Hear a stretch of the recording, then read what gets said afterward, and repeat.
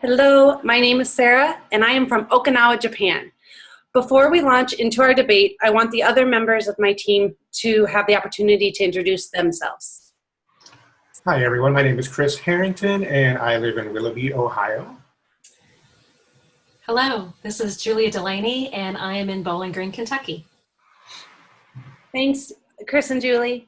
Our debate deals with empowerment versus care involving the primary population of transition-aged youth. As you can see, we have 3 members of our team and have decided to present our debate in an informal format, as there really isn't anything to debate. This isn't an either-or or a pro-con situation. This will instead be a presentation that will demonstrate the need for a balance of both empowerment and care to have individuals succeed to their greatest potential of independence, which is a core ethical principle, the respect of anonymity, which relates to Compliance Code 2.0, Behavior Analyst's responsibility to clients. I will be providing the introduction for this debate, which will include background information. Chris will follow with his presentation about the care aspect of services for transition-aged youth, and then Julie will deliver her presentation about the empowerment aspects of services for transition-aged youth. And then we will wrap up our presentation with conclusion statements.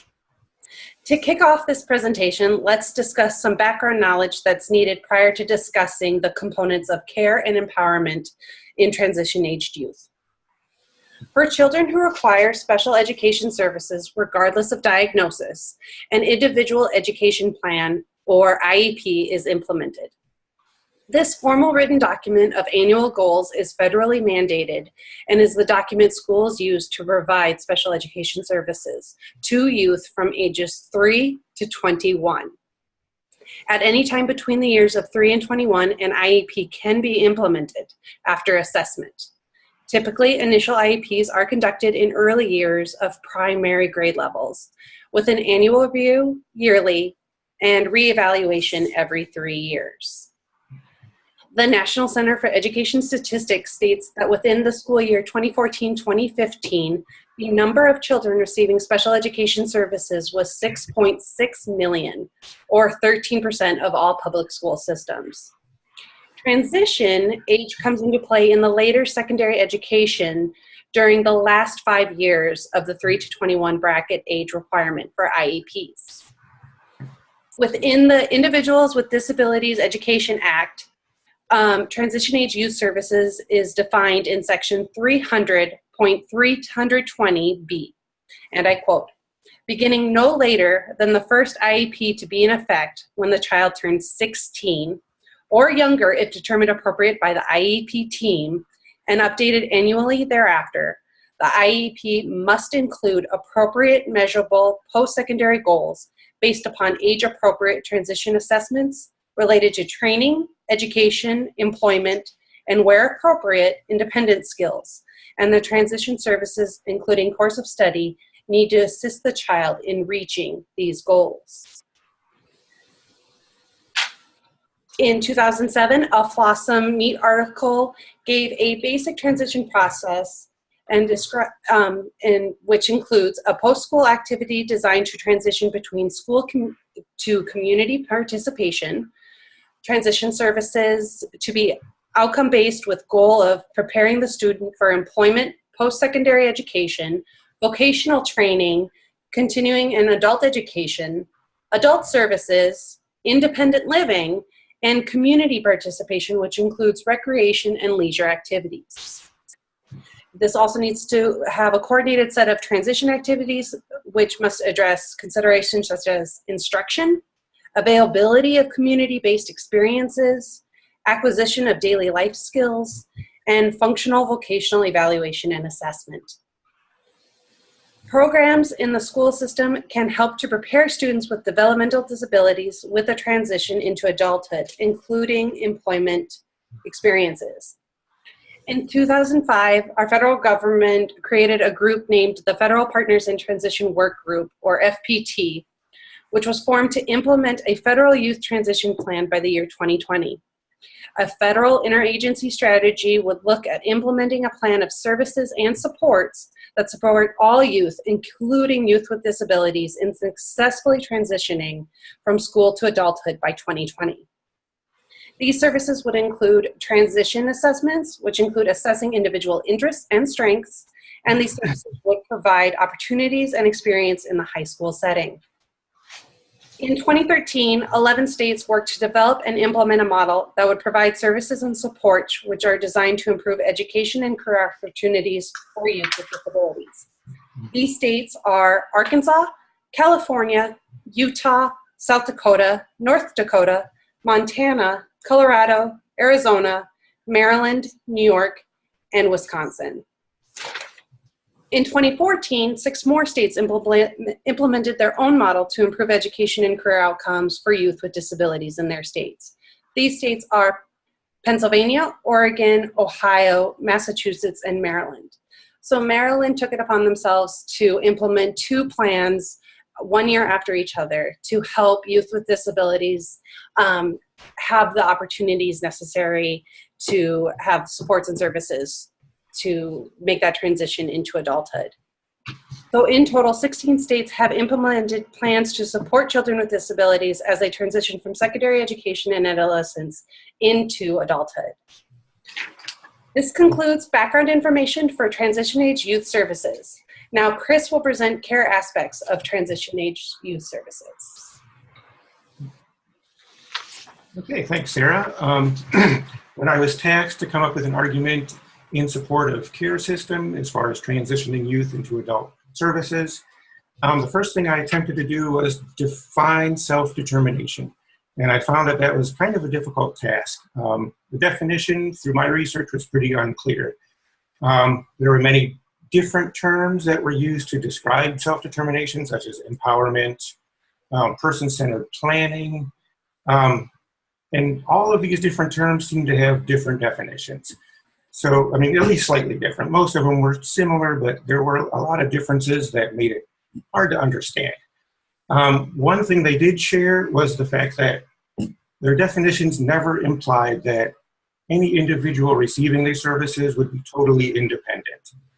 And this, of course, applies to our ethical codes and Code 4.09, least restrictive procedures. I did find also that some of the terms that were used were a little bit misleading. I think in terms of what I found out, the terms risk management or supporting individual choice would be more appropriate in, defining self-determination and helping to make the definition more clear. I also discovered that empowerment and self-determination are not necessarily new ideas. Mirji, in 1972, came up with the term normalization, which of course is a term we couldn't use today because of our political correctness, but he defined it as creating conditions through which a handicapped person experiences the normal respect to which any human being is entitled. So even going back 45 years ago, we have the concept available to us that people have the right to experience life in a quote-unquote normal fashion. Again, in defining self-determination, I found that it would be very difficult to apply it to our modern day society because we're very regulation oriented and legally oriented. We would have to, in order to implement programs involving this, define it legally. We'd have to consider who has the capability of making their own choices, what choices they're capable of making, and then as it applies to us as future behavior analysts, we'd have to consider our Ethical Code 3.01 behavior analytic assessment. Now, any of the research that I did didn't provide any information as far as a specific assessment or a specific group of assessments that we could use to determine who was capable of making their own choices or what choices they were capable of making. Also, the third point to the legal definition was something Sarah touched on earlier, the fact that each state has its own separate rules and regulations regarding service provision for the developmentally disabled. So we don't know who eventually is going to be in charge of determining what the rules that we have to follow are. I mean, I know in the state I live in Ohio, the state has broken it down and delegated the responsibility to every county. So there are 88 counties in Ohio. So you're just looking at a complete legal disaster when you're trying to define what assessments we're using and who is capable. And, there couldn't possibly be any consistency in developing any program of this sort. The next point I'd like to make in regards to providing care services is the fact that the current care programs we have provide enough empowerment opportunities for the individuals we serve. One of the main criticisms I came across regarding our current care system, which is basically a guardianship system, is the fact that guardians don't necessarily always make the right choices for the individuals they're responsible for. And in particular, state-appointed guardians. There are cases where I'm sure, the state-appointed guardian has, many, many individuals to make decisions for, and there's no possible way that they could know each individual well enough to, make informed decisions about each individual person. And this is where, the whole team of professionals comes in. I mean, each individual has a team of people that works with them, from their guardian to direct care providers to agency personnel who can get together and make decisions together. Ultimately, the guardian is in charge of the final decision, but I think it can easily be an informed decision based on the system that we currently use. I did find out that the guardianship system that we have today has built-in standards to ensure that individuals are provided with opportunities for self-determination. There is an association called the National Guardianship Association, or the NGA, which has established standards of practice. In total, there are 25 standards of practice, so it's a pretty thorough list. I just wanted to kind of touch on some of the ones that apply to us in this class and as future behavior analysts. NGA standard number 6, which involves informed consent, is read as follows. It says, decisions the guardian makes on behalf of the person under guardianship shall be based on the principle of informed consent. Informed consent is an individual's agreement to a particular course of action based on a full disclosure of facts needed to make the decision intelligently. And that relates pretty closely to the BACB Ethical Code number 4.02, which says behavior analysts involve the client in the planning and consent for behavior change programs. So as you can see, there's pretty much an equation there. They're pretty equal. Another standard that the NGA has is standard number 7, which includes standards for decision making. It reads as follows: each decision made by the guardian shall be an informed decision based on the principle of informed consent as set forth in standard 6. And then again, it applies to our own ethical code 4.04, which states that behavior analysts must obtain the client's written approval of the behavior change program before implementation or making significant modifications. And a third one that I wanted to touch on, because it relates so closely to what we're potentially all going to be doing, is standard number 8, which is the least restrictive alternative. And we all know how it relates to our ethical code 4.09, least restrictive procedures. Our own code says behavior analysts review and appraise the restrictiveness of procedures and always recommend the least restrictive procedures likely to be effective.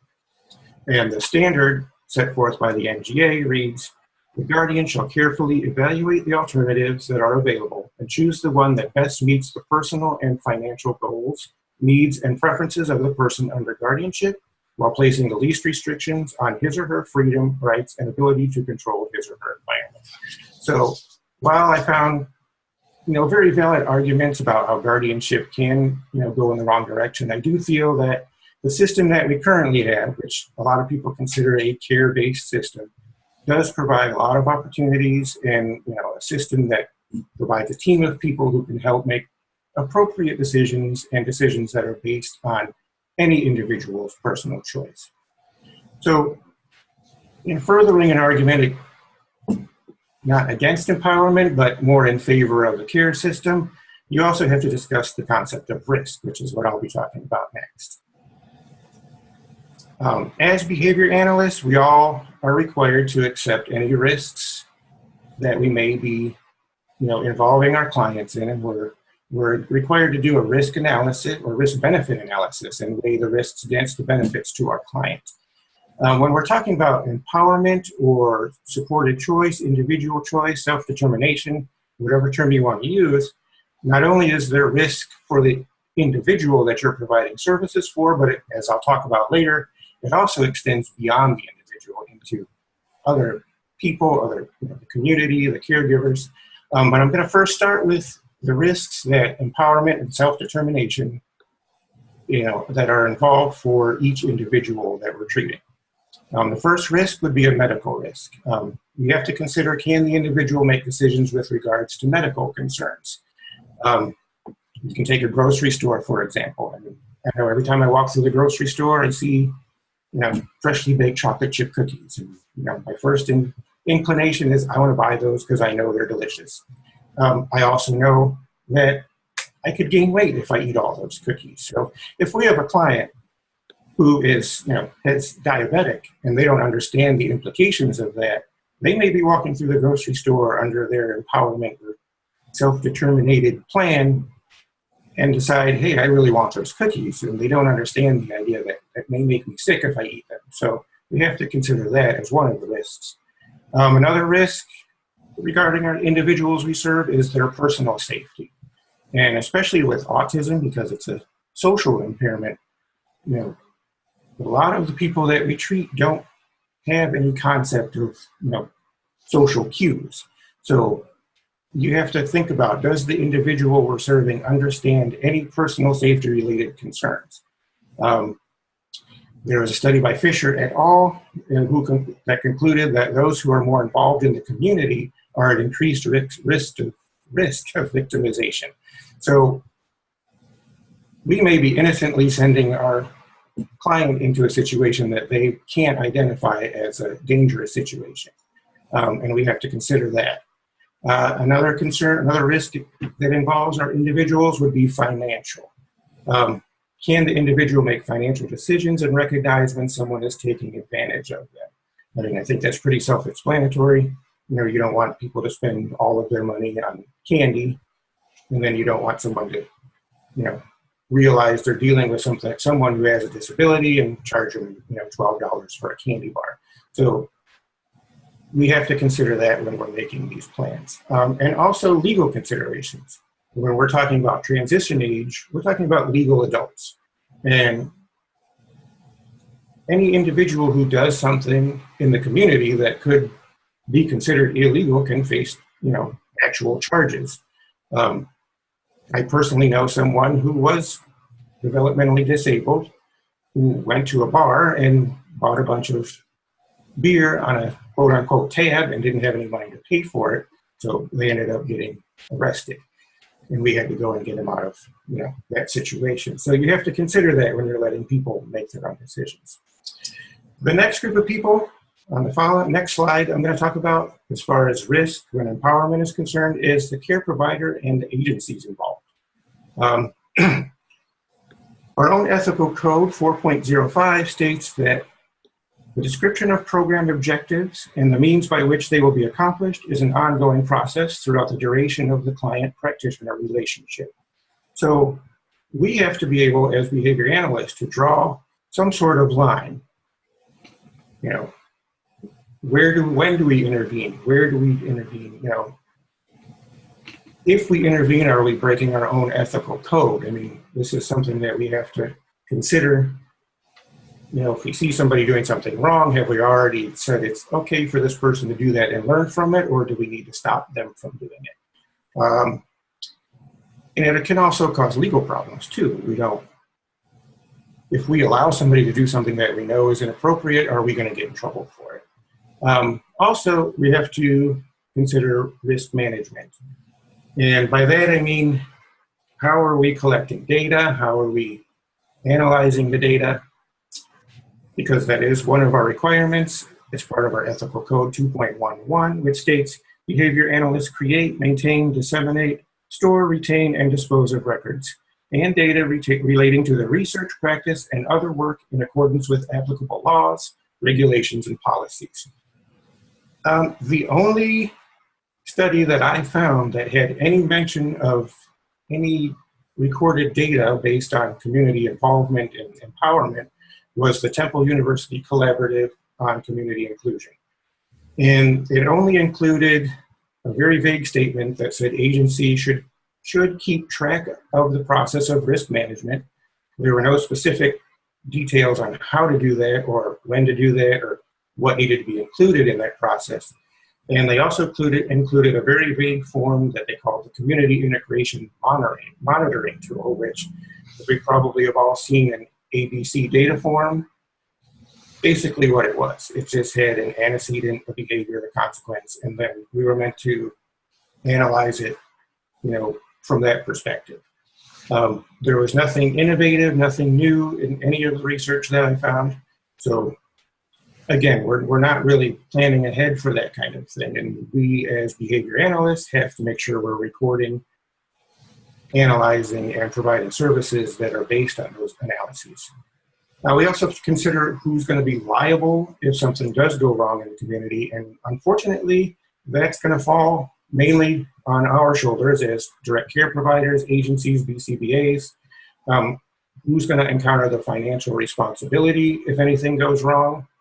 Who's going to encounter, any other punitive outcomes? Is the direct care provider going to get fined? Or is the BCBA going to lose their license if they're not, careful about what they're allowing their clients to do? And then again, we get into the whole legal situation where who knows in what state or what county you're in, who's going to be the one who determines the liability factor. Again, it's just going to be, it would be a legal nightmare to try to determine which state, which county, which judge. I mean, however you're going to do it, it's just legally not very feasible. So the third population that's at risk, as far as empowerment is concerned, is the community itself.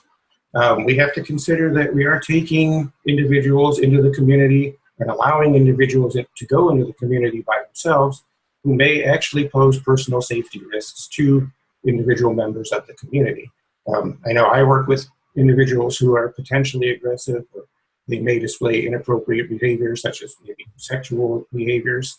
And we need to figure out how and who is going to be held accountable for that. We also need to consider the possibility of property damage. If one of our individuals gets upset and they don't know how to deal with it and they're by themselves, they damage something in a store or in the community, who holds responsibility for that?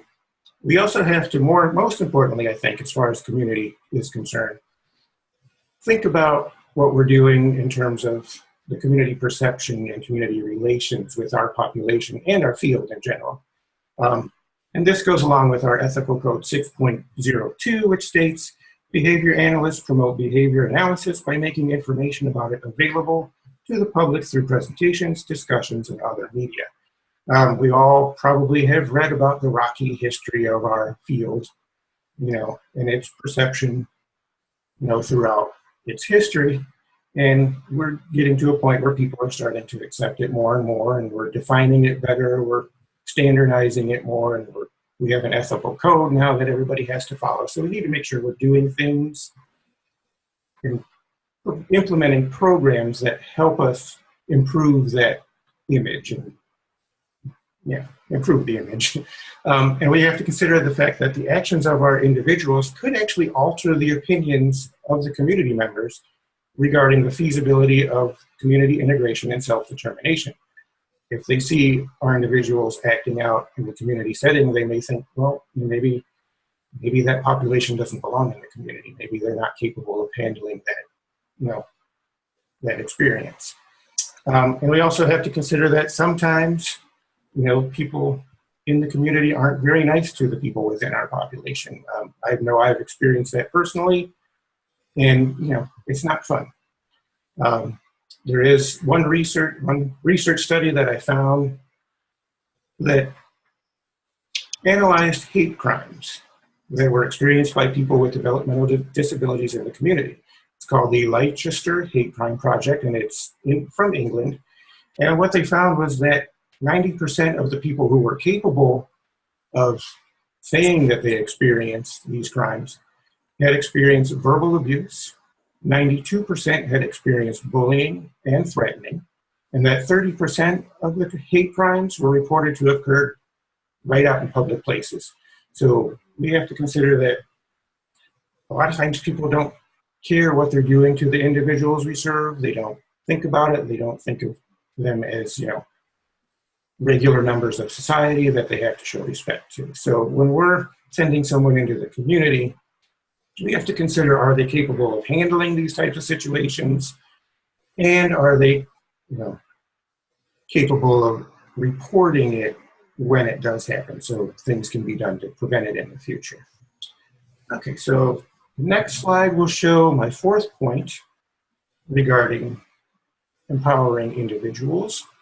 And I was pretty surprised when I found this, because there was kind of an unwritten but implied statement in most of the research that when we empower individuals to make their own choices and we provide them with opportunities for self-determination, that somehow that's going to mean they're going to require fewer resources. And in my mind, immediately that translated into, they won't have to have as many people working with them, and they won't be as financially dependent on government programs and things like that to live. But what I did find through research that there was no proof of that whatsoever. I found that self-determination programs still require the involvement of an agency or other care entity, because people require a continuous assessment to see how they've changed over time. They also require long-term monitoring support. They're going to need some sort of agency to, continually monitor that throughout their lifespan. Self-determination also requires the use of a care provider or an aide, because someone has to be there to help with daily monitoring and daily activities and support them through making their decisions. Also, this person, like I said, unfortunately, is often held accountable and liable for the individual's actions. So again, we're not reducing any of the resources, because someone's going to have to be there on a pretty consistent basis to monitor and support each individual. And as far as financially, even individuals who are empowered and who have chosen to get jobs in the community, very rarely do they make enough money to support themselves, and they end up still being dependent on the financial support of others, including government programs such as Medicaid. So that was kind of a surprise when I found that out, because there was kind of an unwritten implication that it would improve that situation and kind of reduce the burden on society as far as Medicaid and the use of resources. So the fifth point I'd like to make is pretty much, are we simply engaging in a war of words? A lot of the research that I did didn't separate empowerment or care services. It pretty much defined empowerment as a part of care services. And I think self-determination and making individual choices is perfectly appropriate for most individuals when you use it correctly, and for each individual as a part of a comprehensive care program. So in concluding the care system argument, I'd like to say, by separating empowerment and care, you're kind of only including the very extreme ends of the spectrum. Empowerment would be, people who are completely independent, and care would mean someone who's completely dependent on someone. But in general, what I found is that care includes opportunities for empowerment. So you'd have to include it in any program that you would implement. And that concludes the care system argument. So I will turn it over to Julia so she can present her argument in favor of empowerment. Hello. As Chris has clearly communicated, service systems at the present time typically provide support by include elements of choice, which can also be called self-determination or empowerment. And those are embedded into the system of care. We have reached this point through the long-standing efforts of both professionals and self-advocates. In 1972, Robert Persky described the Services for Persons with Disabilities at that time as a system in which an adult was still viewed as a child, and supports were focused on protecting and watching the person to make sure that he or she was safe at all times. In other words, the system was designed to provide care. The care-based system was primarily segregated, and it was one that included both institutions and segregated schools. That is, when school services were available at all. Persky's writings in 1972 predated Public Law 94-142, which was the progenitor of IDEA that Sarah has shared information about. PL 94-142 was the first law that established the right of children with disabilities to a free and appropriate public education. Persky also drew attention to the concept of the dignity of risk. The idea that each person, regardless of diagnostic label, should be respected and should have the ability to make choices for himself or herself, even when that decision comes with an element of risk. This began the debate about autonomy and self-determination, or empowerment and care. This concept of dignity of risk has been something that's been adopted by self-advocacy groups. Sharon Jadek King, a self-advocate, wrote a poem entitled "What the Dignity of Risk Means to Me" in 2010. Within that poem, there are statements that still resonate today, another 17 years into the future.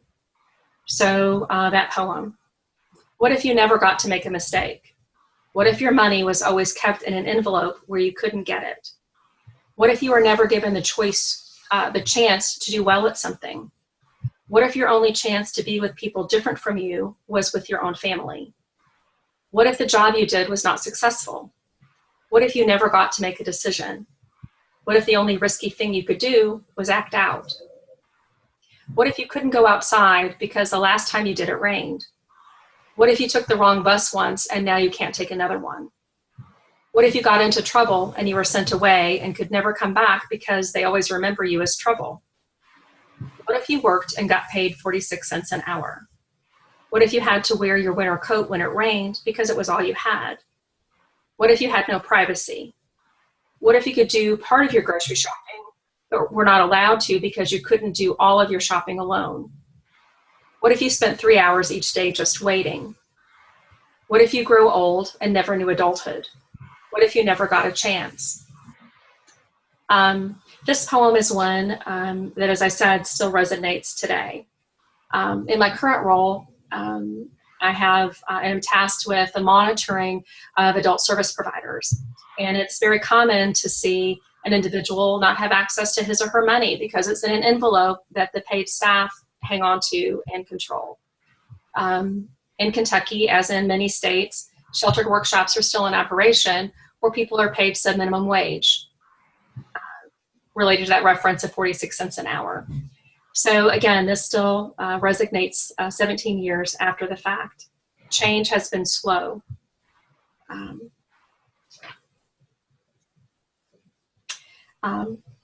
Persky went on to work with Wolf Wolfensberger, who is, again, famous in disability circles of many years ago, to propose a concept of normalization. This is, again, something that Chris has referenced.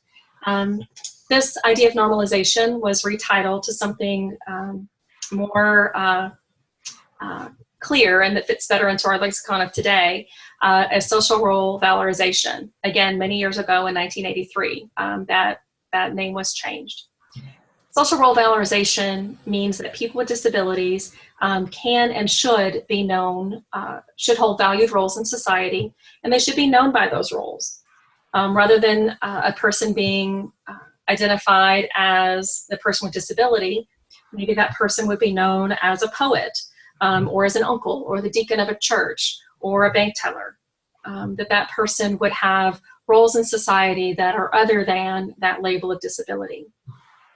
So how can we do that? How can we move from a focus to disability to a focus on valued roles and to ensure people have those valued roles in society?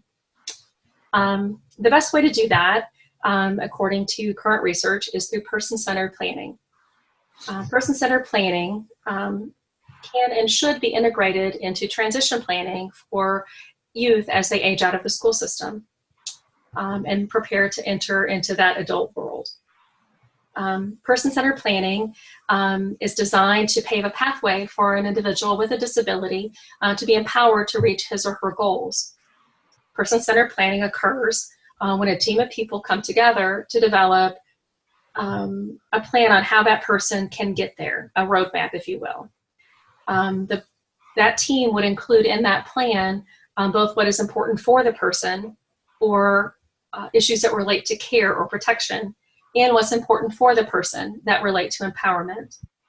That person-centered team might be facilitated by a teacher, by a case manager in the adult system, by that individual, himself or herself, or a family member of that individual.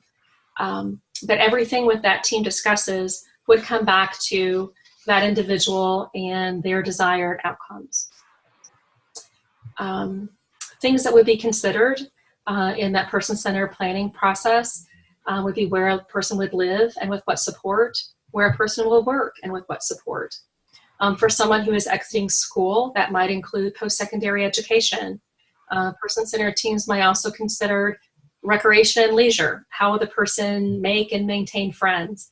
All of those topics are suitable for discussion through person-centered planning.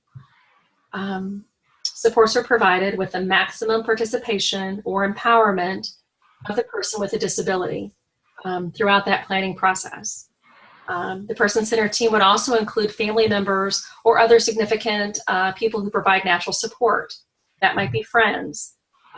For someone who already has a job, it might be a coworker or their supervisor at work.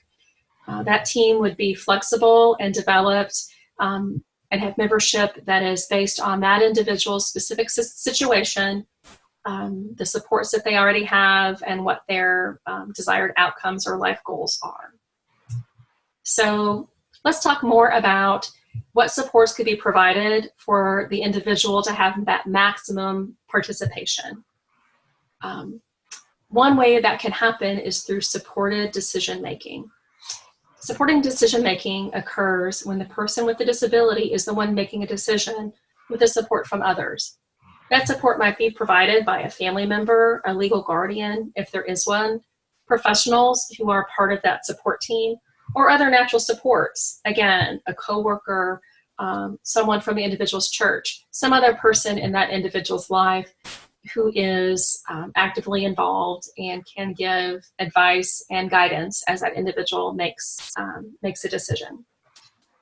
Those decisions would be embedded in that person's life, both within the context of person-centered team meetings, but also in day-to-day life.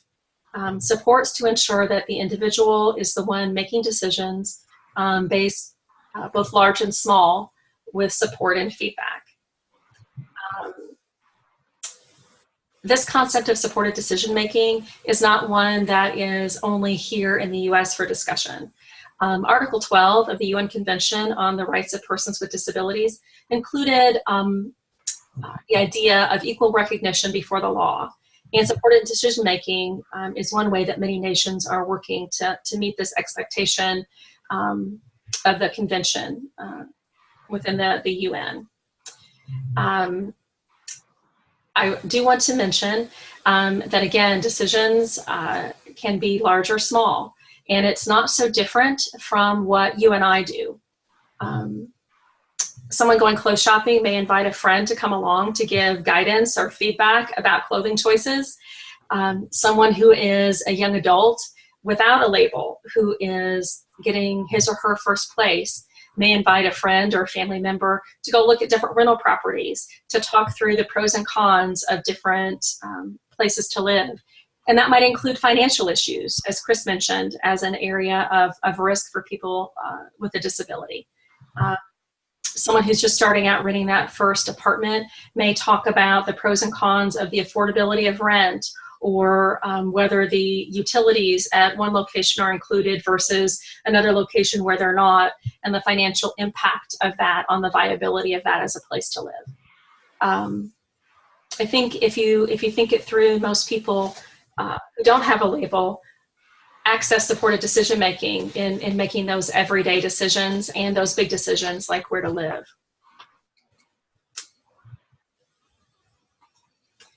In making decisions that incorporate an element of risk, the development of a plan to handle that risk is really vital. when that young person without a disability moves out of his or her family home and gets their own place, that comes with risk. As someone who has an adult child, I know I was terrified when my son moved out for the first time about what would happen, and he doesn't have a label. There are risks with life decisions. But there are structures out there to help an individual or a person-centered team work through those risks in a way to manage and mitigate those. One system, which was proposed by Burns, Lynch, Salzar, and Barron in 2011, includes 5 steps. First, to identify what those risks are, evaluate what that potential risk could be, construct a support plan to manage that risk, including a contingency plan, and then implement that plan and monitor the plan and review that plan for about whether or not it is effective. In the example of a person getting his or her own place, identification of risks might include the need to lock the door while at home, the risk of strangers. So maybe the plan would be to not invite strangers in. Know who to contact when a problem has occurred, how to recognize that problem has happened, and then how to get in touch with that person. So one component of a plan to mitigate risk might include teaching self-protection and self-advocacy as a part of transition planning. The purpose of transition planning for a youth exiting the school system is to ensure that students with disabilities exit high school as independent and productive people. Self-protection and advocacy skills would be factors in determining the level of independence when exiting school. And so that does seem to be something reasonable to consider as schools work with transition age youth on those transition plans. Of note, self-protection and self-advocacy are skills needed for independent living as an adult, regardless of disability label, and so could be considered socially important behaviors in keeping with the 7 dimensions of behavior analysis. As Sarah mentioned, transition planning must begin across the entire nation for students by the time they reach 16, which would leave ample time to work on these socially important behaviors. Something that Chris mentioned in the portion of our debate about care is the risk or liability that is there for adult service providers. And so that is another item to be considered as we look to support empowerment. There is a need to mitigate that risk. Again, there is a framework out there, a process out there to consider how to do that. So again, in that example of someone who has his or her own place, who maybe doesn't have 24-hour support, but may have some disability services, disability-related services on a periodic basis. The agencies providing those periodic services may have concern about their liability. And so they may want to consider how to mitigate that by using this framework. So the first is to have that framework, to have a thoughtful process on identification and that mitigation of risks. That could absolutely include an individualized person-centered planning process to, on a person-by-person basis, develop a plan to identify potential risks and have a plan on how to address those for that specific person. Training all involved parties. So that would be making sure that the person with disability has been well trained on their risk mitigation plan that came through their person-centered planning process, that the direct line employees providing those periodic services are also well versed in that person-centered plan, and that it's something that's well known to all parties. Another component might be an agency-specific plan on an all-hands-on-deck emergency process if something has gone wrong. An agency may also then go on to provide education, outreach, and advocacy throughout the greater community. That is one way to address the concern Chris mentioned about individuals being the subject of verbal abuse or bullying, being at risk in the community because of community members who are afraid or see that individual with disability as being other. So that education and outreach presenting individuals as people with valued social roles instead of as just someone with a disability and being defined by their disability, can assist with helping people develop those positive relationships and have positive relationships with community members. And then as always, there would be a need for the agency to monitor outcomes and keep really good records about that whole process, including the team process that led to that individual having the level of support that they do. All of this really does have a connection to the role of the behavior analyst and the BCBA compliance code. And the teaching socially important behaviors about independence is clearly behavior analytical. It is something that would be in line with the 7 dimensions of applied behavior analysis. Within the BCBA compliance code, code 2.05a identifies that the rights of the client are paramount and that behavior analysts would be tasked with supporting legal rights and prerogatives. That would be include choice making, being the one making those decisions through supported decision making. That is something that is a human right by definition from the United Nations. Compliance Code 4.02 addresses involving clients in planning and consent. So again, that individual would be actively involved in the entire planning process to make sure that the therapy, the intervention, the supports that come out of that planning process are in line with what that person wants to happen.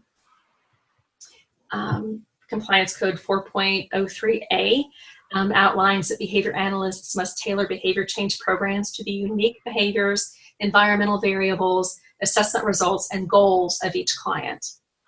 So again, the behavior change program should be one that supports the individual to get towards their goal or aspiration for life. And finally, 4.04, behavior analysts must obtain that client's written approval for behavior change procedures before implementing or before making significant changes. And that again is in line with the idea of empowerment. There are self-advocacy groups that use the phrase, nothing about us without us. And this is in line with that individual has to be actively involved and give consent for the implementation of a plan.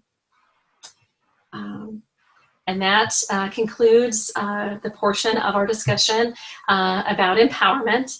And now Sarah will begin the summation process. This actually will conclude our presentation on empowerment versus care for transition age services. Thank you, and I hope you enjoyed it.